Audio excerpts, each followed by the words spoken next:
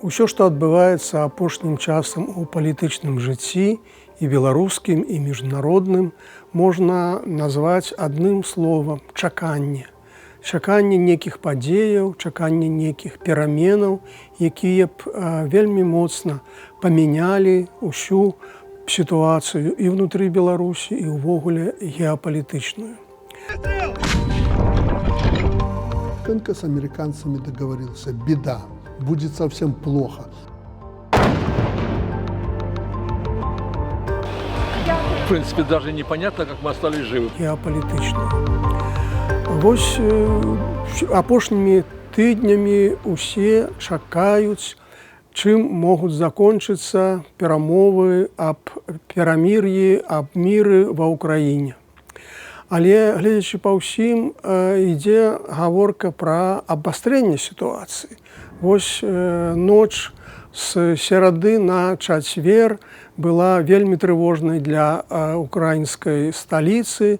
У Кіеве загінула па папярэднім дадзеным каля 15 чалавек, шмат пацярпелых.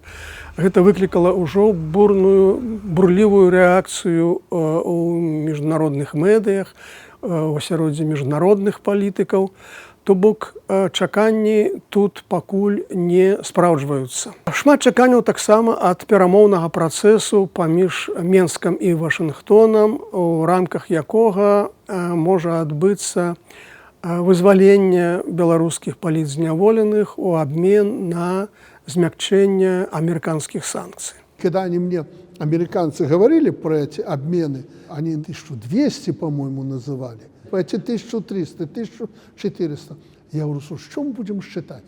Ты хочешь 5000, мы тебе добавим к этим 1200 еще столько или больше и забирай их себе. Тут шмат няпэўнага, шмат незразумелага, і на якім узроўні, на якім этапе ідзе гэты торг, тым не менш спадзяванні ёсць, асабліва родзічаў тых людзей, якія сядзяць у беларускай вязніцы.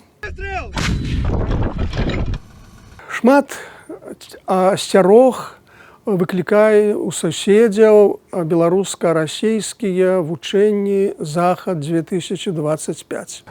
Мы, как и заявлялось раньше, и главой государства, все основные активные мероприятия и войска будут действовать в центре нашей страны, на наших основных полигонах, которые находятся возле города Борисова.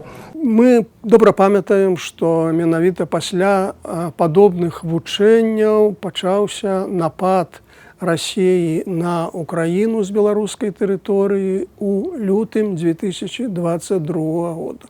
Менавіта гэты прэцэдэнт і маюць на ўвазе краіны Захаду, суседзі асабліва, каб не паўтарылася тая гісторыя. Тым не менш, глядзячы па ўсім, гэтым разам такія алармісцкія чаканні не збудуцца, бо маштаб вучэнняў зменшаны і колькасць расійскіх войскаў невялікая. Перадусім, канешне, кожнае вучэнне звязанае з пэўнымі рызыкамі, нават інцыдэнтамі. Так што, канешне, гэта выклік. Але ў той жа час на дадзены момант мы не маем ніякіх індыкатараў, ніякіх чырвоных сцяжкоў, якія маглі паказваць на тое, што гэта можа быць. Я маю на ўвазе нейкія правакацыі з мэтай умяшальніцтва ці нешта такое. Так што мы вельмі уважліва сочым за сітуацыяй, але на дадзены момант у нас няма ніякіх індыкатараў, якія паказваюць на кепскія сцэнары. Таму будзем спадзявацца, што гэтым разам нічога з гэтых вучэнняў страшнага для суседзяў не здарыцца. У чаканні беларуская апазіцыя. Цяпер ідуць дыскусіі наконт нейкіх новых тактыкаў, новай стратэгіі, што ставіць на першае месца, ці то вызвалення палітзняволеных, ці то уладкаванне і легалізацыю беларускай дыяспары за мяжой, ці то арыентавацца на унутрыпалітычныя працэсы ў Беларусі. Але гэтыя чаканні звязаны зноў жа з тымі працэсамі геапалітычнымі, з тымі перамовамі, якія адбываюцца паміж Менскам і Вашынгтонам. Конечно, не было бы санкций, жили бы лучше. Ну что тут говорить. Ничего в этом хорошего нет.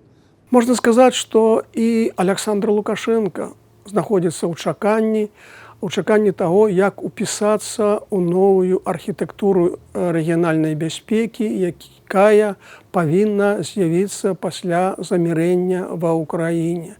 Як і калі гэта адбудзецца, незразумела, але тут таксама для рэжыма важна не упусціць магчымасць злавіць гэта в акно магчымасцяў і атрымаць нейкія свае бонусы.